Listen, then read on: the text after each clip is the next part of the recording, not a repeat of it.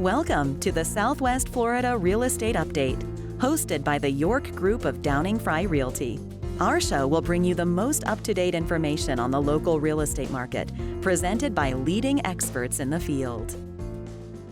Welcome to the Southwest Florida Real Estate Update. I'm Morgan York with the York Group of Downing Fry, and today we're joined with our host Jim York and his guest Donald Ross Jr., President and CEO of Ross Title and Escrow.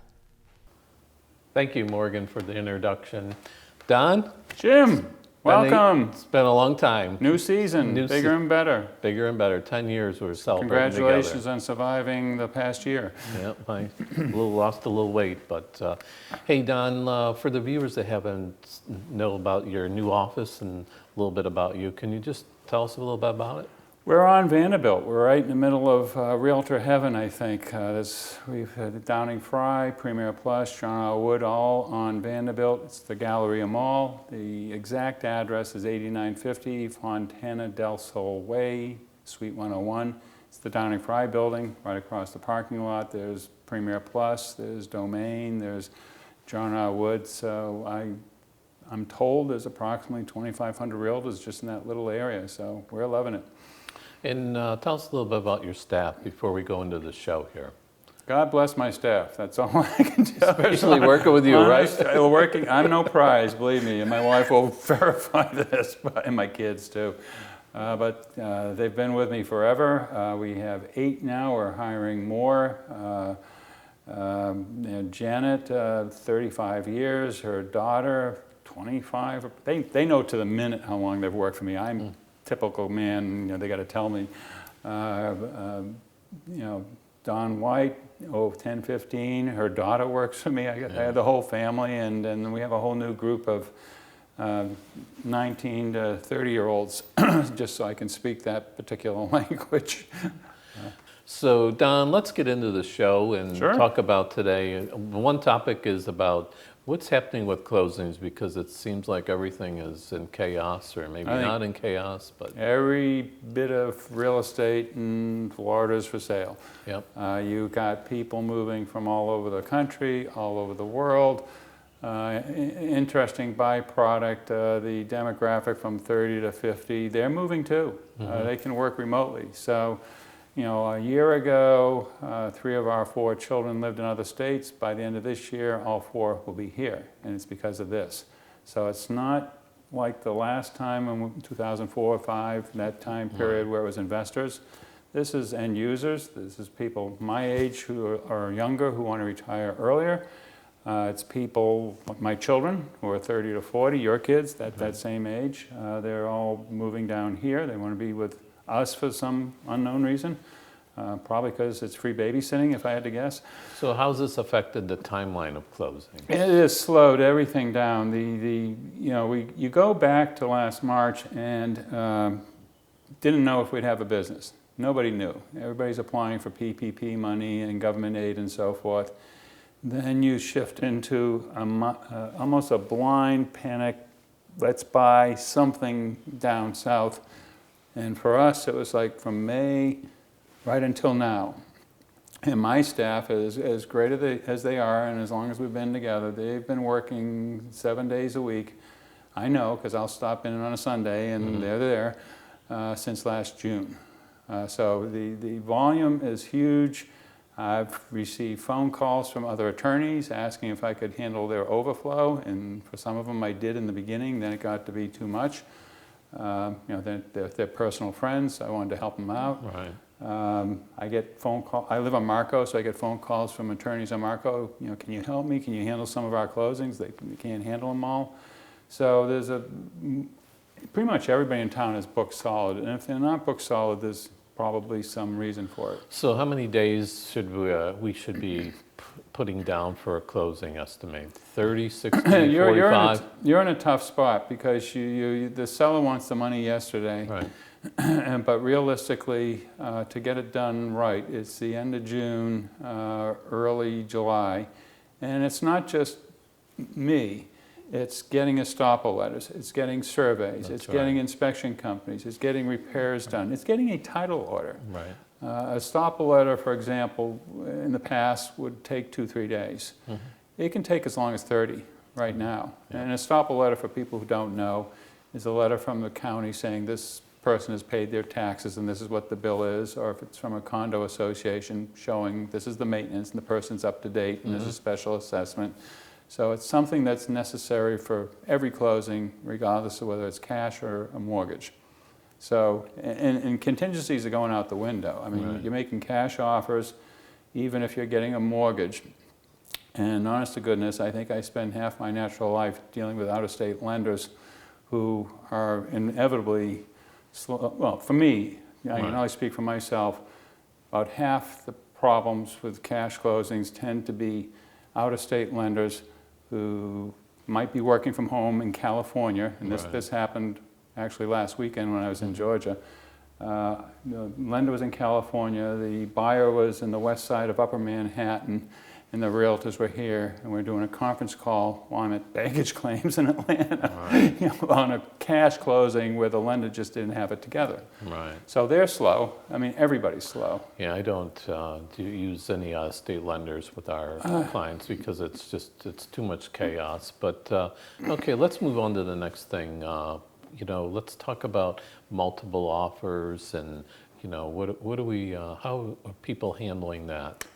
They usually call me. I didn't mean that in a flip way, but I've spoken enough about multiple offers. It's in the National Association of Realtors manual. There's about 3 pages that talk about how a realtor is supposed to handle multiple offers. There still seem to be multiple offers, backup offers, escalation clauses. All those tie into the common scenario of a property coming on MLS, multiple listing service, and day one 5 offers come in. So I'll get the phone call saying, I got 5 offers, what do I do?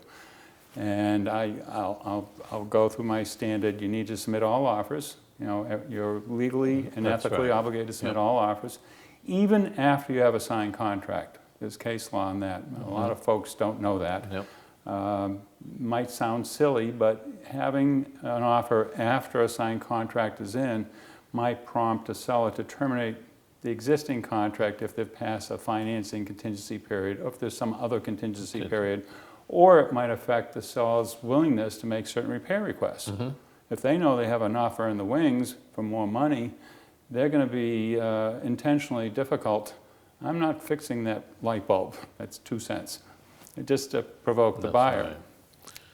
And backup offers, that kind of ties in the backup. Backup offers are interesting. There's actually a Naples Board of Realtors form for that that changes the effective date of the contract from what's in the contract, which was the last date the contract was signed, to when the seller gives notice to the second buyer that the first contract has fallen apart. It's not closing. I tell the realtors with backup contracts, well, one, if you're a seller, why do you want to do it? And what possible benefit is there to a seller, especially in this market, because the prices are going like this. So unless the seller has a really big need for money and wants some degree of certainty in their life, I tell my sellers, why are you doing this? I mean, I wouldn't. Personally, I wouldn't, but everybody's different. They all each have their risk tolerance level. Buyers like it because they're next in line, and it also sends a message to buyer number 1, and they don't want buyer number 1 usually, but really it's more of a message to the seller that they can be aggressive with buyer number 1 if they want to, because there's buyer number 2. But I tell the sellers in that situation that if you're going to have a backup contract, and let's say it's a condominium, make sure you actually have money down, number 1. Because if there's no money down, the backup contract is worthless. If the buyer doesn't put any money down, the seller cannot sue buyer number 2 for anything. That's the way the neighborhood contract's structured. If it's a condominium, get them their condominium documents way in the beginning once the backup contract is signed, so that 3-day rescission period runs. Make sure there are no contingencies. Make sure you've given the prior survey to the buyer so you know there are no encroachments. Give them the prior title policy so you know there are no issues. So if you're going to pull the plug on buyer number 1, you want to make sure buyer number 2 can't walk away under the neighborhood contract, which again, if you don't have money down, the seller, the buyer could just say, I'm not closing, and the seller can't do a thing about it. Right. So backup contracts are good for buyers, for most sellers, unless you really, really need the money. You're locking in a price when it might continue to go up. And it might be the best investment you have right now, and the stock market is not always stable. So on those multiple offers, let's just explain, they come in, you give them a deadline of when you're going to accept to go back, right? There's the National Association of Realtors outlines multiple scenarios. The most common one people use is, you talk to your owner. Right. You want to make sure this is the owner's decision. You don't know the owner's financial situation. You don't know what risk the owner is willing to put up with. So everybody's different, and let them. You outline possibilities. What do you want to do, and let them decide. But typically, it's one of those, we're going to give all you buyers, and there might be 5. That's kind of a common amount.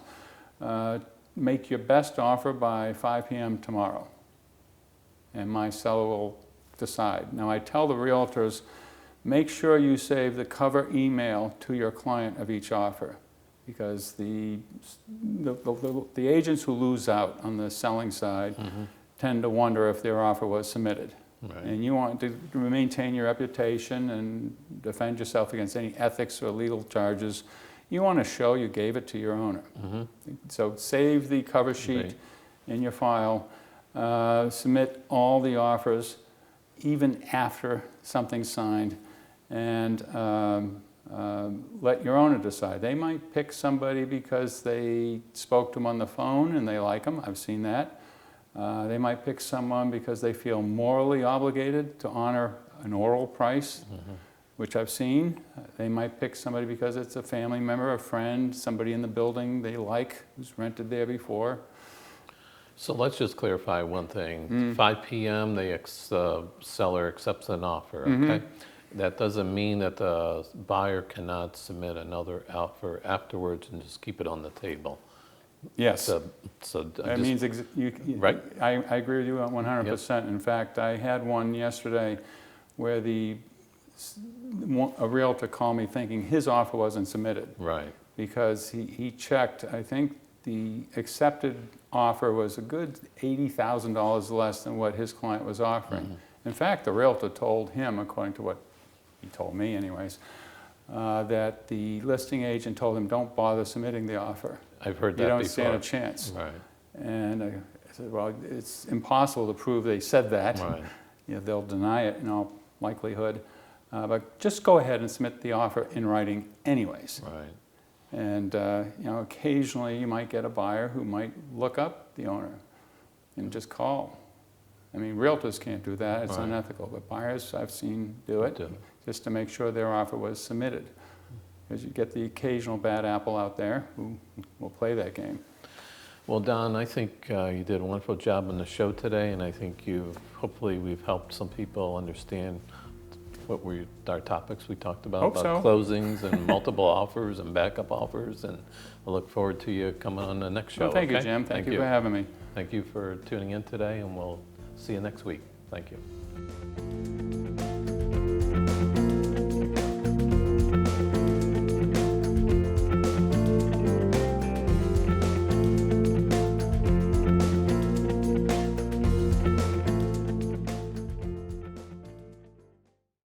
Thinking of buying or selling a home in Naples, Marco Island, Bonita, or Estero, Florida? Think of the most experienced York Real Estate Group, associated with the #1 brokerage in Southwest Florida, Downing Fry Realty, which produces yearly real estate transactions of over $1 billion. Jim, Michael, and Morgan make up the York Real Estate Group of Downing Fry Realty, with over $275 million in sales transactions, along with offering over 25 combined years' experience in the local market. The Yorks can offer the experience and trust you need in a realtor. Call them today at 239-273-6727 or visit their website at www.naplesyorkrealestate.com. Looking for a real estate closing agent in Southwest Florida? Ross Title and Escrow has over 25 years experience and has closed over 20,000 residential real estate transactions. Donald Ross Jr., president of Ross Title and Escrow and a practicing attorney in the state of Florida with a degree in taxation, is here to service your needs. Call Mr. Ross or one of our 4 closing agents for a free consultation today.